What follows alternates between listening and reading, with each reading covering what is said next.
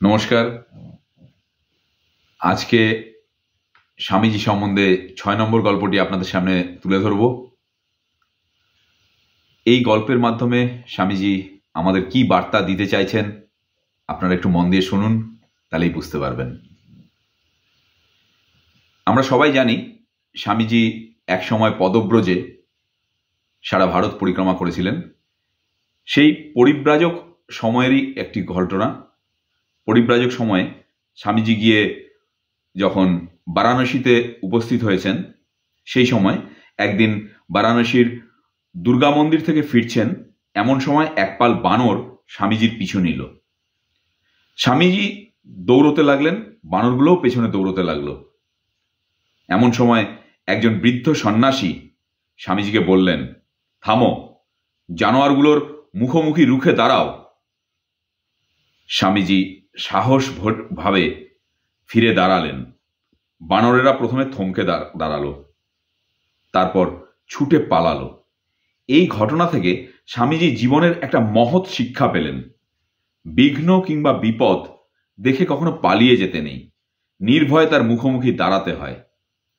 পরবর্তী জীবনে নিউ ইয়র্কে একটি বক্তৃতার সময় স্বামীজি এই ঘটনার উল্লেখ করে বলেছিলেন, এই হলো সারা জীবনের জন্য একটি শিক্ষা। ভয়ঙ্করের মুখোমুখি দাঁড়াও, সাহসের সঙ্গে তার সম্মুখীন হও। জীবনের দুঃখ কষ্ট দেখে আমরা যখন আর পালিয়ে যাই না ওই বানরগুলোর মতো, তখন তারা আমাদের কাছ থেকে পিছু হটে যায়। যদি আমাদের মুক্তি পেতে হয়, তবে প্রকৃতিকে জয় করে তা পেতে হবে, প্রকৃতি থেকে পালিয়ে গিয়ে নয়। কাপুরুষ কখনো জয়ী হয় না। যদি আমরা চাই যে ভয়, বাধা বিপত্তি এবং অজ্ঞতা আমাদের সামনে থেকে দূর হয়ে যাবে, তবে আমাদের সেগুলির বিরুদ্ধে যুদ্ধ ঘোষণা করতে হবে।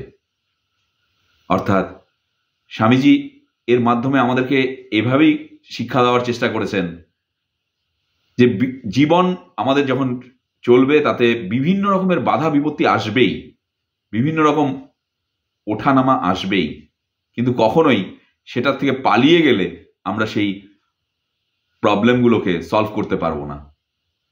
আমাদেরকে ঠান্ডা মাথায় রুখে দাঁড়িয়ে সেই প্রবলেমকে সলভ করতে হবে। আসুন আমরা সবাই আস্তে আস্তে এই স্বামীজির তথ্যগুলোকে নিজের জীবনে উপলব্ধি করার চেষ্টা করি। ধন্যবাদ।